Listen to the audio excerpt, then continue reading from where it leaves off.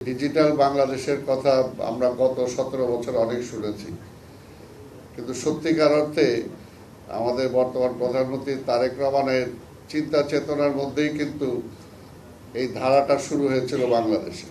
যদিও পরবর্তী পর্যায়ে ওই সরকার আর কখনো সেটা স্বীকার করে নাই।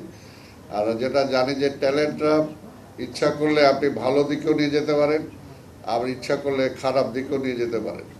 যেটা গত 17টা বছর আমরা দেখেছি যে আইসিটি বিভাগটাকে কিভাবে মানে লুটতরাজ বললেও কম হবে, অর্থাৎ কিভাবে এটাকে ব্যক্তিগতভাবে কিছু গ্রুপ কিছু ব্যক্তি এটাকে ব্যবহার করেছে।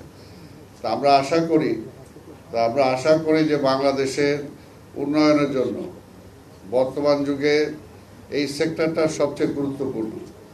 কাজে এই সেক্টরে আপনারা যারা কাজ করেন এবং আমাদের মাননীয় প্রধানমন্ত্রী যেহেতু এই বিষয়ে অনেক ইন্টারেস্টেড এবং এই বিষয়ে ওনার অনেক ধারণাও আছে, তাই যদি আপনাদের এবং সরকারের দুজনের সম্মিলনটা ঘটে এবং দুইটা সেক্টরে যদি চেষ্টা করেন যদি নিজেদের মধ্যে সমন্বয় করে কাজটা করতে, তাহলে আমরা বিশ্বাস করি যে বাংলাদেশ অনেক এগিয়ে যাবে। আমি এটা বিশ্বাস করি।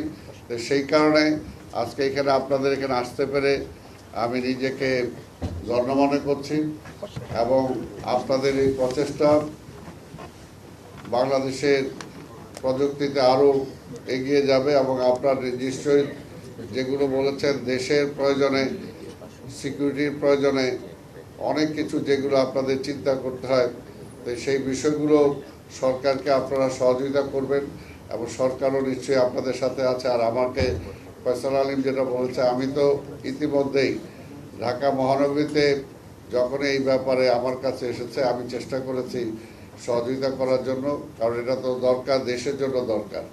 আমরা বিশ্বাস করি ভবিষ্যতে আজকে বর্তমান প্রধানমন্ত্রী যে তার যে ইচ্ছা, তার যে স্বপ্ন, তার যে ভিশন, সেই ভিশনটাকে যদি আমরা কাজে লাগাতে পারি তাহলে বাংলাদেশটা অনেক এগিয়ে যাবে এবং সেই লক্ষ্যে আমরা সবাই কাজ করব।